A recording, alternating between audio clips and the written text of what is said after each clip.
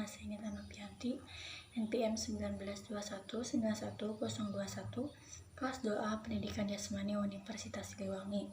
Di sini saya akan memaparkan materi tentang motorik dan teori belajar dalam mata kuliah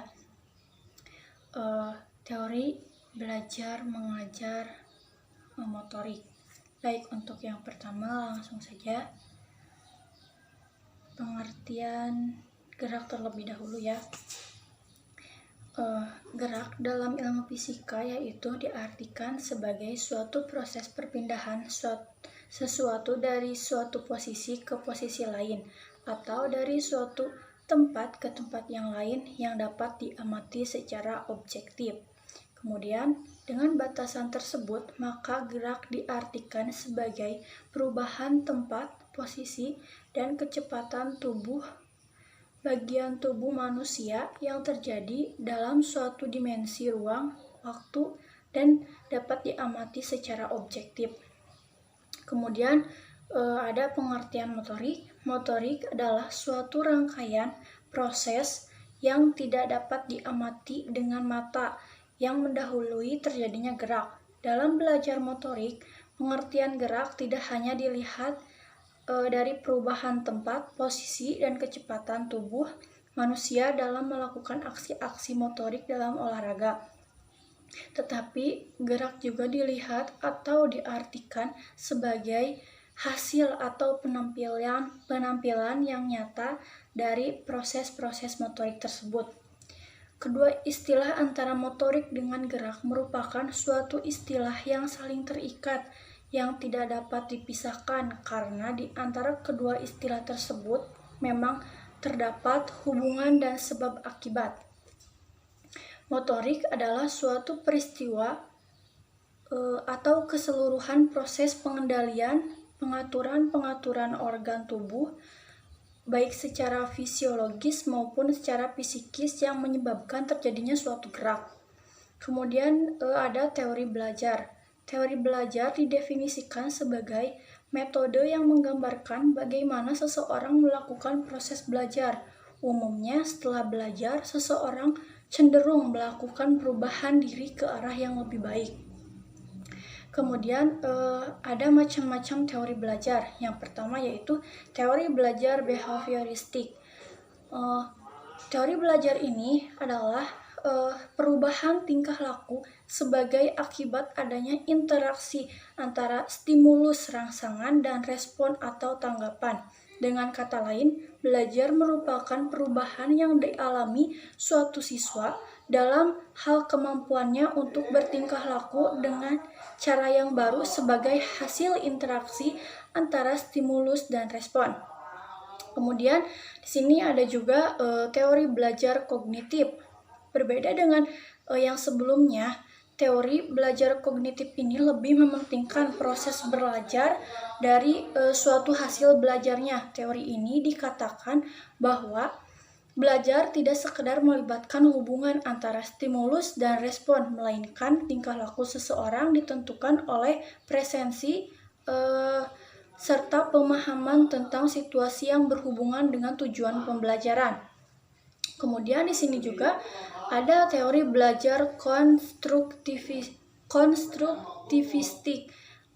Teori belajar ini merupakan salah satu aliran filsafat pengetahuan yang menekankan bahwa pengetahuan merupakan hasil konstruksi atau bentukan. Pengetahuan selalu merupakan akibat dari suatu konstruksi kognitif dari kenyataan yang terjadi melalui aktivitas seseorang.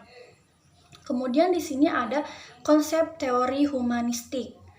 Konsep teori ini yaitu proses memanusiakan manusia, di mana seseorang individu diharapkan dapat mengaktualisasikan diri. Artinya, manusia dapat menggali kemampuan sendiri untuk diterapkan dalam lingkungannya. Proses belajar humanistik ini memusatkan perhatian kepada diri sendiri, kepada diri peserta didik, sehingga menggantikan beratnya kepada kebebasan individu. Kemudian di sini ada implementasi dari setiap teori pembelajaran yang sudah jelaskan tadi. Yang pertama yaitu implementasi teori belajar behaviorisme. Dalam pembelajaran penjas, menurut saya kurang pas karena kurangnya pemberian ruang gerak yang bebas bagi pelajar untuk berkreasi, bereksperimen, dan mengembangkan kemampuannya sendiri. Karena sistem pembelajaran ini bersifat otomatis dan mekanis dalam hubungan stimulus dan respon, sehingga terkesan seperti kinerja mesin atau robot. Akibatnya, pembelajaran penjas kurang mampu untuk berkembang sesuai dengan potensi yang ada pada diri peserta didik. Padahal pembelajaran penjas merupakan pembelajaran yang menomorsatukan gerak untuk berkreasi dan untuk mendapatkan kesehatan. Kemudian ada implementasi teori belajar kognitif. Penerapan teori ini dalam kegiatan pembelajaran penjas tergantung dari beberapa hal, seperti peserta didik akan lebih mampu meningkatkan pemahaman sesuatu apabila pembelajaran tersebut disusun berdasarkan pola dan logika tertentu. Untuk penyusunan materi itu sendiri, yaitu harus dari yang sederhana ke rumit. Untuk dapat melakukan tugas dengan baik, peserta didik harus tahu tugas-tugas yang lebih bersifat sederhana, belajar dengan memahami lebih baik daripada menghafal tanpa pengertian. Jadi untuk kesimpulannya, penerapan teori belajar kognitif yang mengarah pada proses pengolahan informasi untuk pendidikan jasmani harus menentukan pembelajaran dan penentuan topik yang harus dipelajari siswa secara aktif, secara mengembangkan metode pembelajaran untuk merangsang kreativitas dan cara berpikir siswa. Kemudian ada implementasi teori belajar konstruktivisme. Hal ini pada suatu prinsip yang dianut oleh konstruktivisme, yaitu bahwa setiap siswa menstruktur pengetahuannya sendiri berdasarkan pengalaman dan hasil interaksinya dengan lingkungan sekitar. Jadi pengetahuan tidak begitu saja diberikan oleh pendidik. Seorang guru pendidikan jasmani memberikan pertanyaan mengenai materi-materi yang dipelajari sebelumnya untuk sebelum melakukan praktek. Kemudian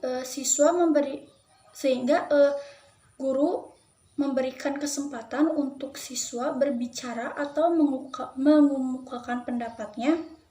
Selain itu juga dilakukan di akhir pembelajaran. Siswa diberi kesempatan untuk berpendapat mengenai proses pembelajaran yang telah dilakukan. Apakah dapat membuat siswa senang, berkreasi, dan tentunya penguasaan materi yang telah diajarkan. Untuk menambah agar siswa mampu mengembangkan pola pikirnya, siswa dapat diberi tugas berkelompok sehingga mereka akan mencoba memecahkan masalah secara bersama-sama. Kemudian di sini ada implementasi teori belajar humanistik. Humanistik adalah salah satu pendekatan atau aliran dari psikologi yang menekankan kehendak bebas, pertumbuhan pribadi, kegembiraan, kemampuan untuk pulih kembali setelah mengalami ketidakbahagiaan misalnya, serta keberhasilan dalam merealisasikan potensi manusia. Untuk menerapkan teori di pembelajaran penjas ini sangat bisa diterapkan karena siswa dapat suatu pendekatan nilai pada suatu pembelajaran olahraga. Pada saat pembelajaran olahraga juga siswa dapat mengekspresikan dirinya secara kreatif dan merealisasikan potensinya secara utuh.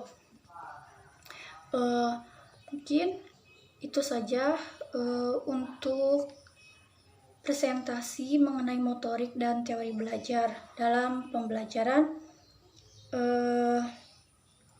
teori belajar mengajar motorik. Mohon maaf bila ada kesalahan. Terima kasih. Wassalamualaikum warahmatullahi wabarakatuh.